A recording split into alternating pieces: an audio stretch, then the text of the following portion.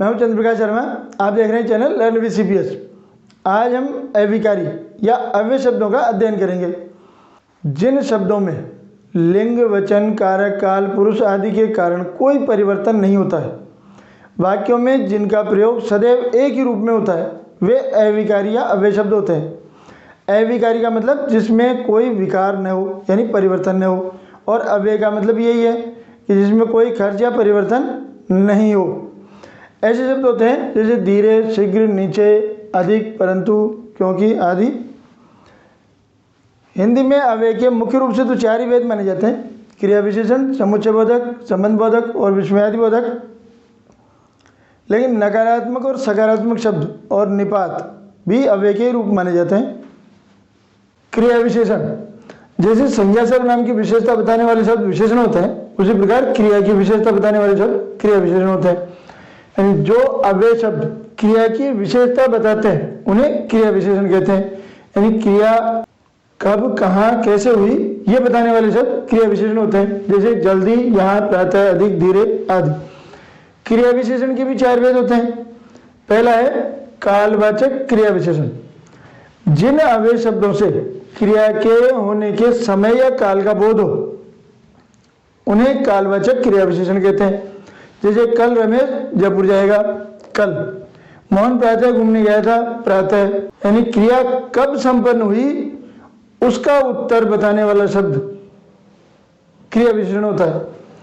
कालवाचक क्रिया विशेषण के जो शब्द होते हैं वो है प्रतिदिन, कल, परसों, आज, अब, जब, तब, बाद में, पहले, कब, तभी, प्रातः, दोपहर, सायं, प्रायः, तुरंत, सदा, शीघ्र, आजकल, बार बार, नित्य, अभी, पश्चात आदि। क्रिया विशेषण का दूसरा भेद है स्थानवाचक क्रिया विशेषण। जिन अव्यय शब्दों द्वारा क्रिया के संपन्न होने या घटित होने के स्थान का बोध हो उसे स्थानवाचक क्रिया विशेषण कहते हैं। जैसे वह बाहर जा रहा है, ये बाहर शब्द स्थानवाचक क्रिया विशेषण है।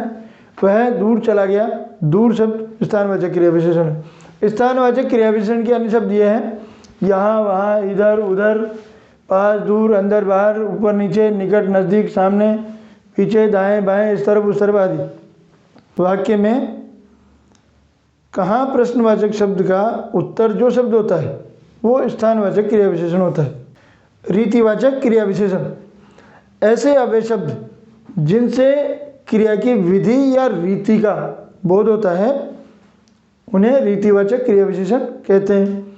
जैसे रामू धीरे चलता है, सोहन अचानक दौड़ने लगा, तेज चलो। इन वाक्यों में धीरे, अचानक और तेज ये शब्द रीतिवाचक क्रिया विशेषण है। रीतिवाचक क्रिया विशेषण के अव्यय शब्द हैं धीरे, धीरे धीरे, तेज, तेजी से, अचानक, सहसा, शीघ्रतापूर्वक, शीघ्रता से, झट से, अच्छी तरह, ठीक से आदि। परिमाणवाचक क्रिया विशेषण ऐसे अव्यय शब्द जिनसे क्रिया के परिमाण या मात्रा का बोध हो वे परिमाणवाचक क्रिया विशेषण होते हैं। जैसे जितना चाहो उतना ले लो, थोड़ा थोड़ा खाओ, इसमें जितना, उतना, थोड़ा थोड़ा ये परिमाणवाचक क्रिया विशेषण शब्द है। परिमाणवाचक क्रिया विशेषण के अव्यय शब्द हैं कुछ, कम, अधिक, अति, अल्प, थोड़ा थोड़ा, उतना, जितना, केवल, लगभग, किंचित, काफ़ी, जरा, पर्याप्त, यथेष्ट, तनिक आदि। अव्यय शब्दों का दूसरा भेद है समुच्चय बोधक अव्यय। जो अव्यय शब्द एक शब्द को दूसरे शब्द से, एक वाक्यांश को दूसरे वाक्यांश से या एक वाक्य को दूसरे वाक्य से जोड़ते हैं उन्हें समुच्चय बोधक अव्यय कहते हैं। समुच्चय बोधक अव्यय दो शब्दों, दो वाक्यों या दो वाक्यांशों को जोड़ने के साथ ही परिणाम, कारण, विकल्प, विभेद या उद्देश्य भी बताने का कार्य करते हैं। समुच्चय बोधक अव्यय के भी उपभेद हैं 2। पहला है समानाधिकरण समुच्चय बोधक अव्यय और दूसरा होता है व्यधिकरण समुच्चय बोधक अव्यय। समानाधिकरण समुच्चय बोधक अव्यय 2 शब्दों या 2 वाक्यों को जोड़ने का कार्य करते हैं। इसमें संयोजन का कार्य करने वाले शब्द यानी 2 समानार्थक वाक्यों या शब्दों को जोड़ने का कार्य करते हैं। और, एवं, वह, तथा, की, जो आदि। जैसे सीता और गीता या राम खेल रहा है और श्याम पढ़ रहा है। इस प्रकार के शब्दों या वाक्यों को जोड़ने का काम करते हैं। विभाजन का कार्य करने वाले शब्द अथवा, या, ने की, या और या, ना तो ना और चाहे। जैसे चाहे आम ले लो या चाहे केला ले लो, या पहला अथवा दूसरा दोनों में से कोई एक प्रश्न हल करो। इसी प्रकार विरोध प्रदर्शित करने वाले शब्द किंतु, परंतु, पर, बल्कि, लेकिन, मगर, वरन आदि होते हैं। जैसे मैंने पढ़ने के लिए कहा किंतु वह नहीं माना। इसी प्रकार परिणाम बताने वाले शब्द फलतः, फलस्वरूप, सो, अतः, अतएव। जैसे राम ने खूब पढ़ाई की, फलस्वरूप है अच्छे अंकों से पास हुआ। समुच्चय बोधक अव्यय का दूसरा भेद है व्यधिकरण समुच्चय बोधक अव्यय। ये एक मुख्य वाक्य को एक या एक से अधिक आश्रित वाक्यों से जोड़ते हैं। कारण बताने वाले शब्द क्योंकि, इसलिए, चूंकि, नहीं तो, के कारण आदि।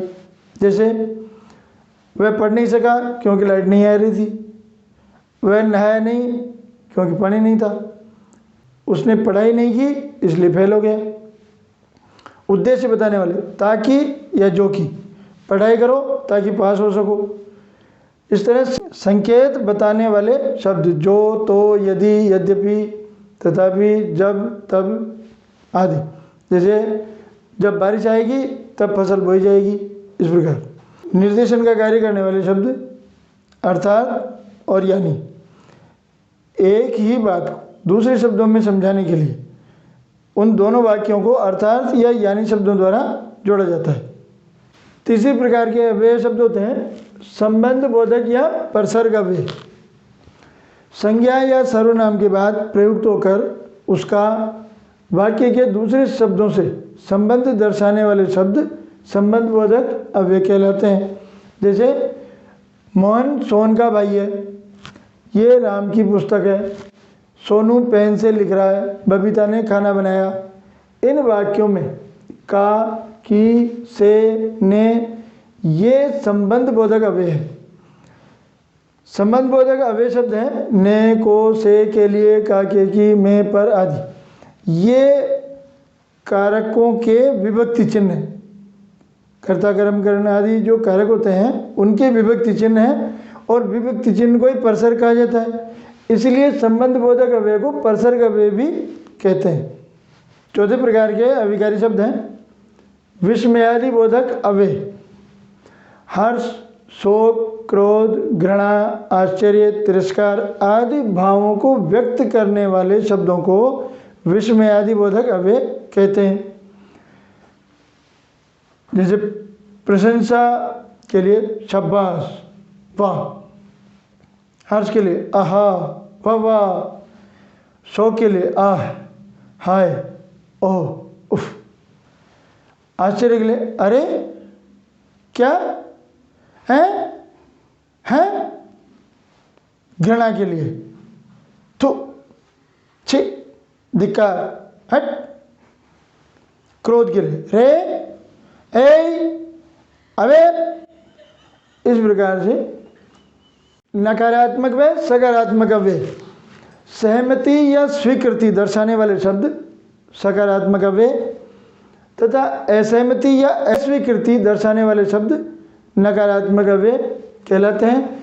सकारात्मक अव्यय शब्द हैं हाँ, जी, जी हाँ, अवश्य आदि। नकारात्मक अव्यय शब्द हैं नहीं, मत, ना, जी नहीं आदि। निपात अव्यय किसी शब्द विशेष पर जोर देने के लिए उस शब्द के बाद प्रयुक्त होने वाले अव्यय शब्दों को निपात अव्यय कहते हैं। निपात अव्यय हैं भी, ही, तो, तक आदि। अब इनका प्रयोग देखिए। जैसे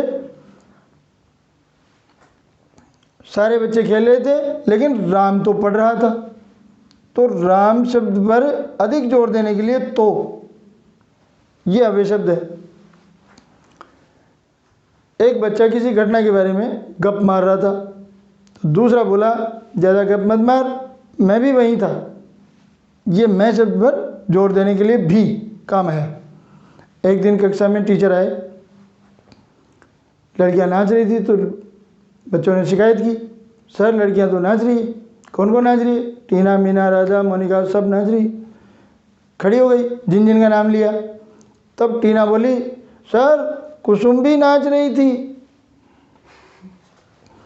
तो कुसुम शब्द पर अधिक जोर देने के लिए भी शब्द लिखा गया ये अव्यय शब्द है।